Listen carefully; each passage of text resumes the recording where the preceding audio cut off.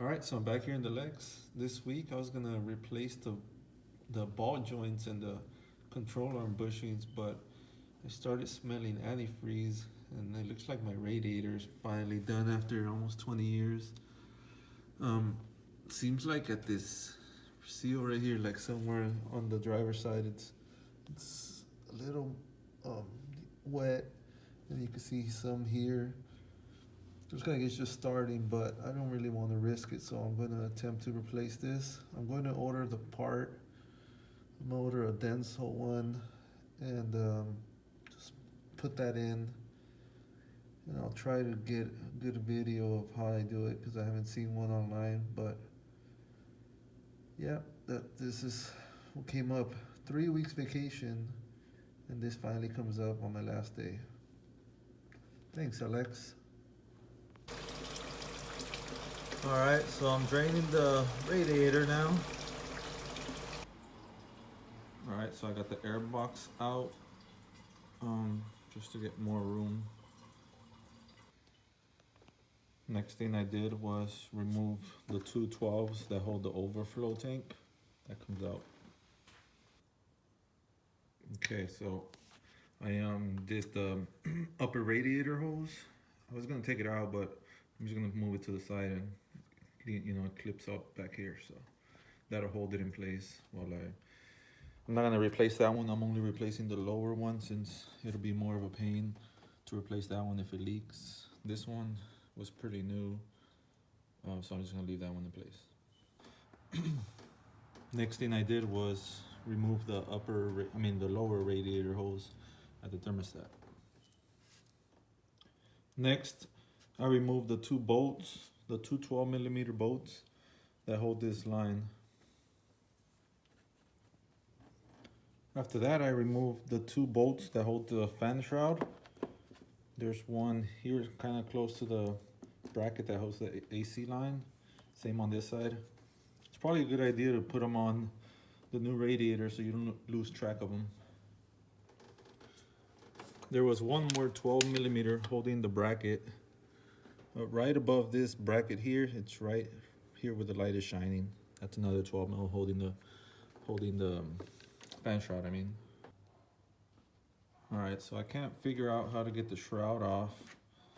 So what I'm gonna do is I don't have any light down there, so I'm just gonna push it back out of the way, and that should give me enough room to get the radiator out.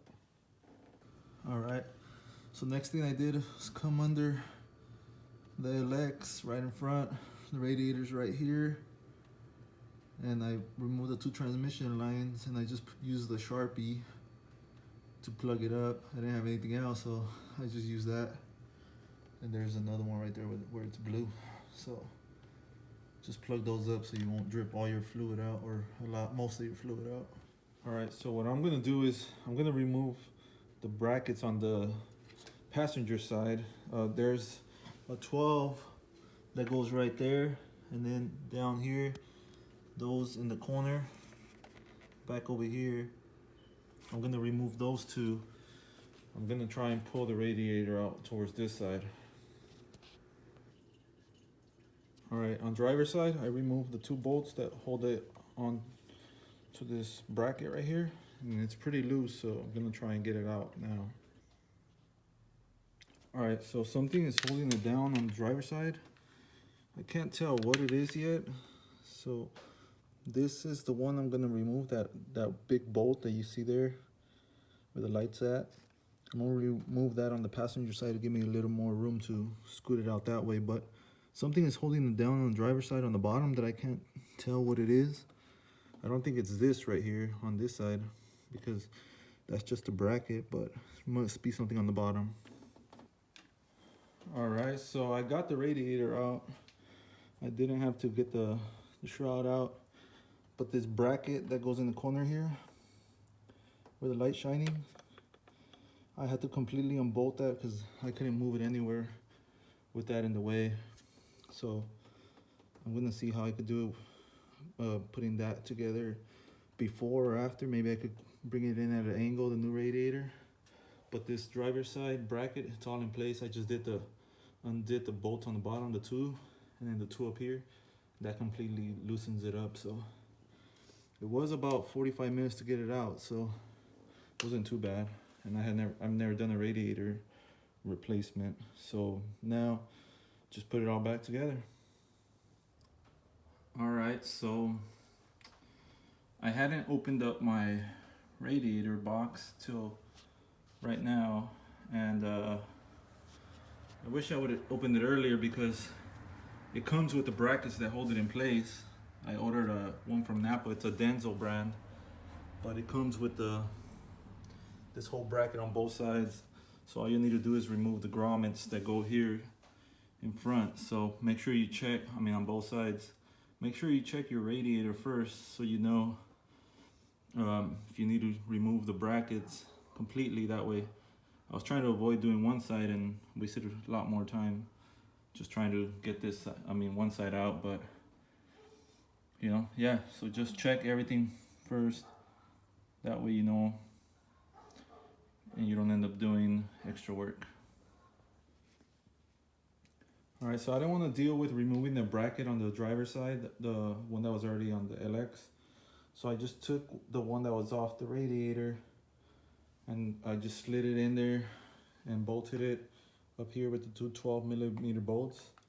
And I got one in here holding it in place. One thing, it doesn't come with the foam that goes on the front of the radiator, so I just kind of pulled off the other one off the other bracket on the radiator, and I just kind of stuck it in there. I don't have any two-sided tape or anything to hold it in place, but I got it jammed in there pretty good, so it should be all right. All right, so got the radiator in here. I'm starting to put it all back together. So I got the brackets in there on the side, the one that's on here on the side, on the passenger side, this bracket on the passenger side. Probably does need to come out in order for you to get it out. You might be able to get it if you just get the two nuts that are attached to this bracket, and you can probably come straight up. So anybody that might be attempting this, you probably could do it without removing that, but you will have to remove these two nuts, bolts, and then the ones on the bottom. But it seems, I was holding off on it. I was deciding whether I should do it or not, or just pay somebody, but it wasn't too bad. Just need to get it all back together, get some coolant back in there, and hope for no leaks. All right, so I got all the radiator back together. One thing I was struggled with, I didn't know that this clamp on the lower hose, this clamp on the top is a little smaller than the one on the bottom. So when I was trying to put it on, I had them switched, and I was having a hard time getting them back on. What I'm doing right now is I have the bottom, I have it open, so, and I'm throwing coolant in there, just trying to see if it'll get some of the air out easier. So as soon as I see some coolant come out the bottom, then I'm going to stop. Then I'll close the bottom and I'll keep adding coolant. All right, so it's all put in. Got it with the heat running in the back and then in the front here. It's almost at temperature, so I'm watching it, make sure it doesn't overheat. But all in all, it took me about 2 hours or so. Wasn't too bad of a job.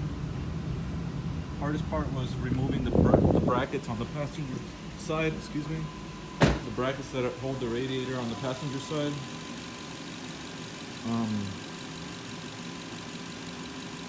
Well, yeah, I'm using this Xerox brand from Valvoline.